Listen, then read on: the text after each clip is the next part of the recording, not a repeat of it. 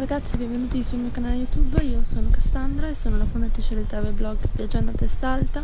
Potete trovare sul sito www.viaggiandoatestalta.it, su Facebook, Instagram e qui su YouTube con il nome del blog Viaggiando a Testa Alta e su Twitter con il mio nome e cognome Cassandra Testa. Oggi è il quarto giorno del blog tour Centuro del Piceno. Da ieri ci siamo trasferiti da Ascoli Piceno qui a Monte Brandone al Resort Sapore della Luna, che è una cantina bellissima. Oggi vi farò nella mattinata un tour di questo resort, vi farò vedere questa splendida vallata che c'è qui dietro, anche il resort dall'alto, in quanto sono riuscita a far volare il drone questa mattina. Poi il primo appuntamento della giornata è oggi verso mezzogiorno, in cui andremo ad Offida. Per pranzo visiteremo la città e poi ci sarà anche una breve cena, però vi farò vedere tutto.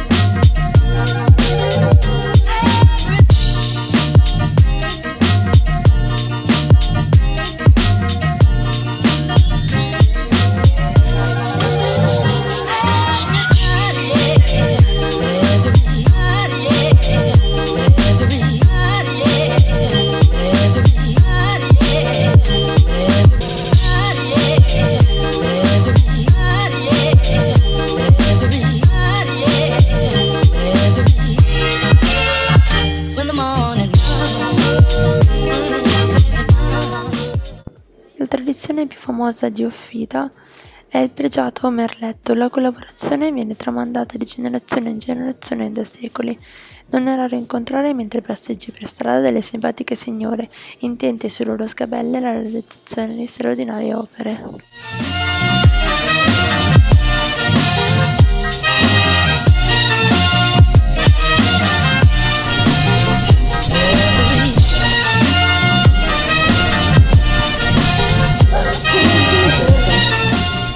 Parliamo un attimo del caffè del marinaio, le vere origini. Allora, sì, i marinai per riscaldarsi in mezzo al mare, visto che stavano via per lunghi periodi, si facevano queste grandi moche di caffè e all'interno poi ci mettevano delle varie spezie, essenze. Ogni marinaio poi aveva la sua spezia, quindi diciamo che questa è la tradizione, questa che vedete imbottigliata e riscaldata qui è la tradizione quella più diffusa, quindi dove abbiamo l'anice stellato e abbiamo il rum che dà questa profumazione forte, impegnativa. E per quanto riguarda altri, per esempio alcuni marinai aggiungevano cannella, noce moscata, addirittura un marinaio qualche giorno fa mi ha detto una goccia di aceto, quindi ognuno aveva la propria tradizione. E la riscaldavano, mettevano tutte queste varie spezie, il caffè di moka in questi brick rossi che sono ancora rimasti nella tradizione locale sanbenedettese. Quindi troverete in tutti i ristoranti, in tutte le attività ancora questo vecchio brick utilizzato negli anni. Intorno al V-VI secolo arrivano i Longobardi qui e porteranno devastazione, tanto che Ascoli verrà svuotata, si svuoterà e molti degli abitanti di Ascoli vengono ad abitare sulle colline, quindi vengono ad abitare anche qui. Probabilmente il primo nucleo di Offida nasce lì, proprio per paura. All'ingresso questa cittadina ha delle mura, no? Anche belle, solide, insomma. Queste mura in realtà non sono proprio quelle originali, sono già la seconda ondata di mura. Quelle più antiche probabilmente sono state costruite intorno al 1200, mentre quelle che vediamo adesso sono sicuramente della seconda metà del 400. All'inizio fanno una torre quadrata, base quadrata, con un piano di sotto e uno di sopra, collegati da una botola a cui aveva accesso sicuramente i soldati attraverso una scala. Dopodiché nella seconda metà del 400 succede una cosa di cui ancora paghiamo le conseguenze, perché arriva in Europa la polvere da sparo e arriva dalla Cina, e questo cambierà completamente il modo di fare la guerra.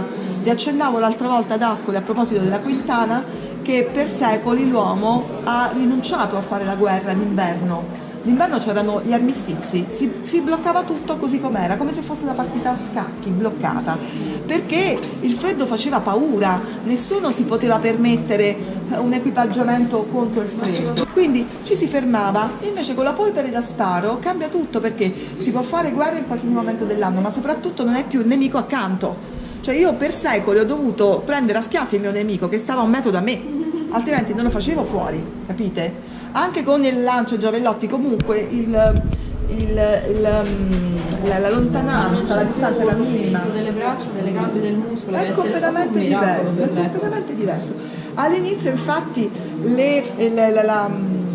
la polvere da sparo verrà utilizzata per la gettata, cioè questi cannoni sparavano delle palle di cannone di pietra, ok? Per questo motivo queste difese, queste mura difensive vengono arrotondate. Lo vedremo tra un po' come appunto questa torre quadrata offidana viene ammorbidita, diventa rotonda, perché in questo modo le palle di cannone di pietra venivano deviate.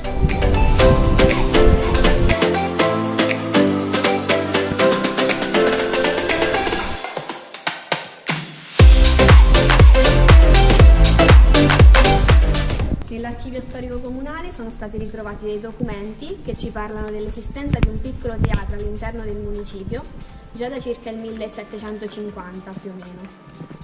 Questo primo teatro era semplicissimo, aveva un palcoscenico e delle panche in legno dove i nobili sedevano a fianco alla plebe, e questo all'epoca per i nobili non era fattibile, perché volevano che la differenza di ceto sociale si mettesse in evidenza. A questo punto i nobili propongono ai membri del comune di poter realizzare un nuovo teatro più grande. Questo teatro doveva essere composto da 29 palchetti in legno in giro di 3 ordini, di cui il primo ordine in muratura doveva avere una platea e un palcoscenico. Questo teatro viene realizzato, ma ben presto ci si rende conto che le problematiche che si volevano risolvere non erano state risolte. Innanzitutto perché la platea era troppo piccola per ospitare tutta la plebe. Poi le famiglie nobili a Offida erano più di 29, quindi qualcuno rimase senza palchetto. E infine il primo ordine era troppo basso, quindi i nobili ancora troppo a contatto con la plebe, e la differenza di ceto sociale non era ancora stata evidenziata come volevano.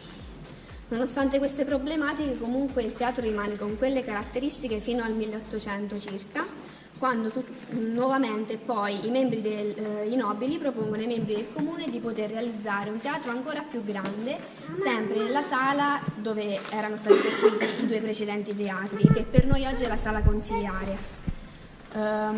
I membri del comune non danno la loro disponibilità, poiché il teatro che si voleva costruire era troppo grande, e gli fanno delle proposte, innanzitutto di spostarsi dalla sala consiliare al cortile del municipio, ad una condizione: che le spese per la costruzione di questo teatro venissero prese a carico interamente dai nobili e non si doveva coinvolgere economicamente la popolazione. I nobili accettano queste condizioni e nel 1820 chiamano l'architetto Pietro Maggi e fanno costruire il teatro che oggi potete vedere. Questo è un tipico teatro all'italiana per 2 caratteristiche: la prima, la forma a ferro di cavallo; la seconda, per l'inclinazione della platea e del palcoscenico, per fare in modo che nelle prime file si possano vedere gli attori a figura intera. Il Teatro Serpente Auro ha circa una capienza di 350 persone ed è composto da 50 palchetti in giro di 3 ordini e da un loggione chiuso a balconata. I palchetti differiscono per dimensioni: quelli più piccoli possono ospitare massimo 2-3 persone, quelli più grandi anche 8-10. Come potete notare, le pareti sono tutte decorate con degli stucchi e ogni stucco ha un suo particolare significato. Nella volta maggiore al centro trovate Apollo con le muse e ai piedi di Apollo c'è Cupido e tutto intorno in questi 8 medaglioni ci sono gli esponenti più importanti della prosa e della lirica dell'Ottocento, quindi Verdi, Donizetti, Metastasio, Goldoni, Alfieri, Bellini, Rossini e Pergolesi.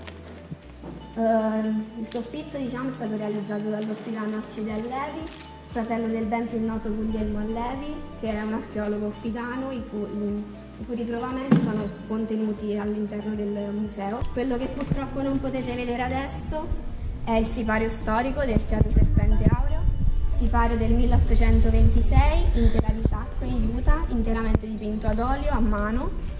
In questo sipario sono raffigurati Apollo con le muse che ballano sotto al tempio del Serpente d'Oro e sotto a quell'immagine sono raffigurati i volti dei personaggi tipici della commedia, quindi per esempio c'è lo stolto, il vecchio, la giovane, il giovane, la serva, il lebbro e il dottore. E purtroppo non potete vederlo perché il teatro è molto attivo e innanzitutto questo sipario è molto pesante, quindi ci vogliono ogni volta 3-4 persone per farlo scendere, riposizionare e risalire ogni volta.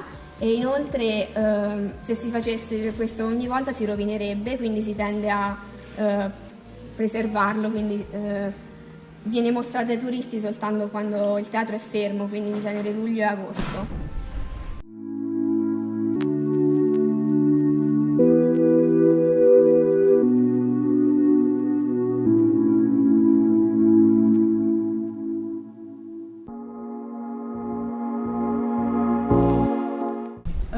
Già il nome ci racconta qualcosa, Santa Maria della Rocca.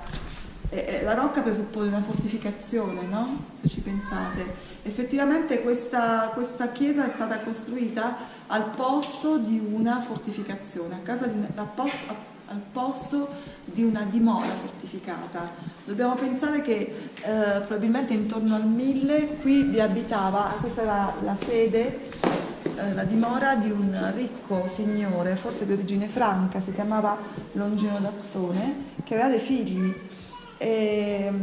Solo che di questi figli il maschio soprattutto prende voti. E sapete bene che quando il primogenito di solito ereditava tutto, questo prende voti, cosa fa? Decide allora di donare tutto quanto all'abbazia di Farfara. E questi frati aspetteranno che Longino muoia, faranno diventare abate della comunità suo figlio, butteranno giù probabilmente la dimora di Longino e costruiranno a posto suo una piccola chiesa, un piccolo romitorio, un posto dove andavano a dormire i frati. La chiesa c'è ancora e ce l'avete davanti, solo che non si legge benissimo. Quella che sia la cripta in realtà è la chiesa originale. E intorno al 1330 vengono portate qui delle reliquie molto importanti di San Leonardo da Noblat e quindi c'è bisogno di un luogo più grande che accolga queste reliquie e soprattutto i pellegrini che stanno per arrivare. Quindi cosa fanno? Si procede ad ingrandire la chiesa e costruendone una ex novo molto grande che vada a mangiarsi quella che c'era prima.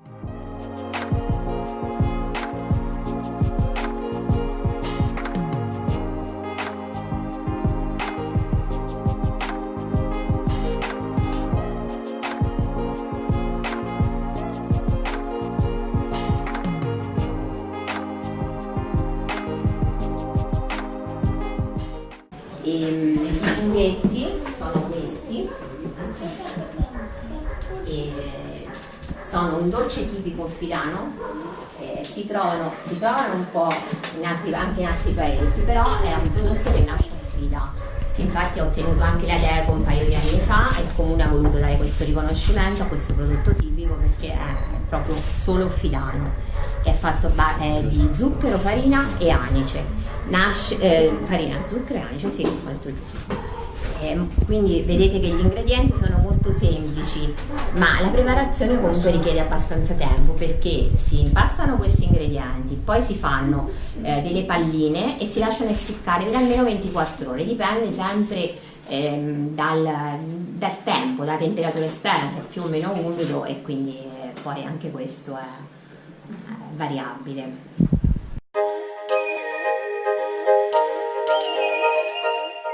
Allora, questo è il chikiri pieno di Opofina.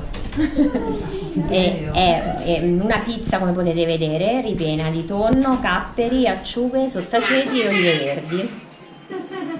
Chicchi in dialetto offidano significa pizza ed è quel pezzetto di pizza di massa, di pasta, che quando le mamme facevano, le nonne a casa il pane, davano questo pezzettino da manipolare ai bambini che ci giocavano, e da lì in poi è nata questa cosa della pizza ripiena. Sono da più di 40 anni che si fa la sagra del chicchi ripieno, è una delle più antiche delle Marche. Che periodo? Agosto, la prima domenica di agosto.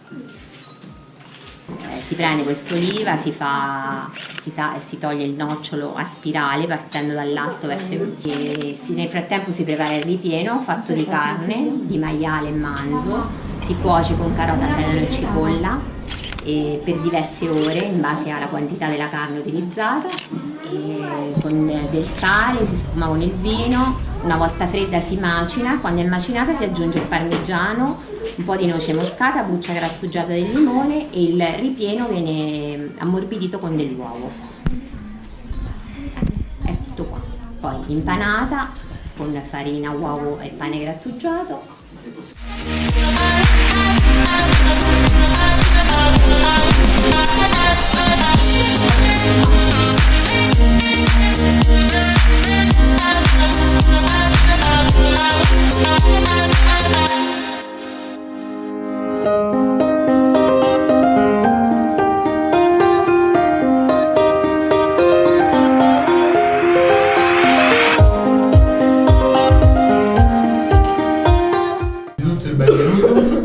Benvenuto, ma non all'Osteria Office, perché questo lo deciderete voi quando uscirete, se siete stati le benvenute all'Osteria Office.